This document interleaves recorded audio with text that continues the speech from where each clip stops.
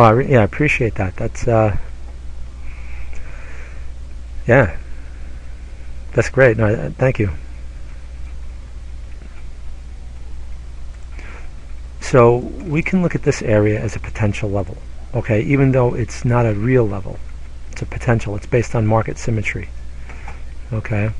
That's what I have to do when I have no levels, but I have a market that has a bias, like the S&P is clearly up, right? So that means Euro's probably going to be dealing with buyers all day, right? But I want a reasonable price. I don't want these noisy prices. Now, it may go up from here, but I just don't like this noise. Okay? So I'll consider this area for long, and of course this area. Now, what I'm doing here is I'm building my scenarios, right? So I have a game plan. As the market unfolds, I have something to do. If I don't do that, if I don't have a game plan of some kind, I'm going to be reactionary. This is something you must avoid, being reactionary. Okay, and that is meaning, like, oh, okay, it pulled back. I'm going to buy it now. Okay, it should go up. And that's being reactionary. You're reacting to every little movement instead of waiting for areas where we can anticipate how other traders are going to behave. Again, it's behavioral. By setting up these areas, or by having something to anticipate, it puts you ahead of the market.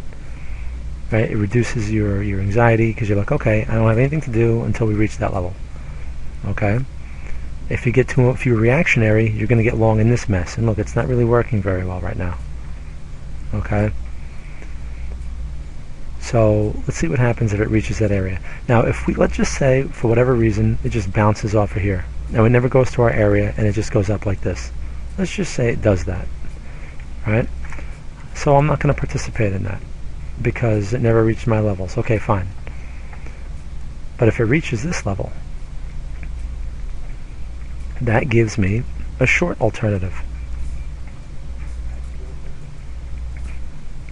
I can get short in that area, or at least I can look for a short setup. Now don't be confused and say, oh, he said he'd get short, so as soon as it gets there you sell it. No, you can't do that. This thing is strong. It may blow through that level like the level's not even there. Remember, when we're talking about setups, level is the first step. Level. So I need some kind of level. This is an ideal level because everybody sees it and it's generated from yesterday's range. This level here, the support that I highlighted, it's not an ideal level, but it's one that people may recognize. So, what does this mean? This means that I'm going to be looking for setups in this area, and I'm going to be looking for setups in this area. Okay? It's a plan. You know, for scalping, typical stops, you're looking at maybe 8 to 10 pips max. Targets, 10 to 15 pips max. Unless I have a setup going with me on the larger time frame. That's when I can look to hold it longer.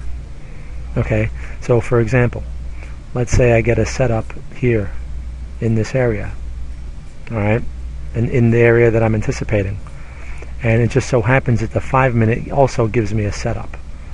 Okay, that would tell me that, okay, I should look for more than a scalp. So there's a number of different ways I can manage that. So what we're talking about here is not only are we looking for, you know, game plan and setups, but we're also using multiple time frame analysis. Okay? You can't make judgments just on one time frame. Like people have asked me, they ask me, do you look at just the 5-minute and 1 minute, or do you look at more time frames? I'm always aware of all my time frames. You see in my charts I'm focused on the 1 and 5 minute, but that doesn't mean I'm thinking about the 30-minute. Oh, okay, yeah, sir. Like again, this is a symmetry level, and it doesn't carry a lot of weight, especially since it's on a 1-minute chart. But so what my point here is, you know, we're looking at multiple time frames, and the result of the analysis is going to help us determine our expectations of the trade. Alright, so like I was saying, we may get a setup on the 1 minute, but we may have setups nowhere else. That means our expectations are going to be the lowest. Be happy grabbing, you know, your 5 pips, 8 pips, something like that. Try to grab what you're risking. Okay, fine. Okay, but if you have this set up on the 1 minute, the 5 minute, it just so happens there's something relevant on a 30 minute that's telling you, okay, not only am I'm going to look for more than a scalp, but I'm going to have a higher expectation. Okay, that is part of multiple time frame analysis.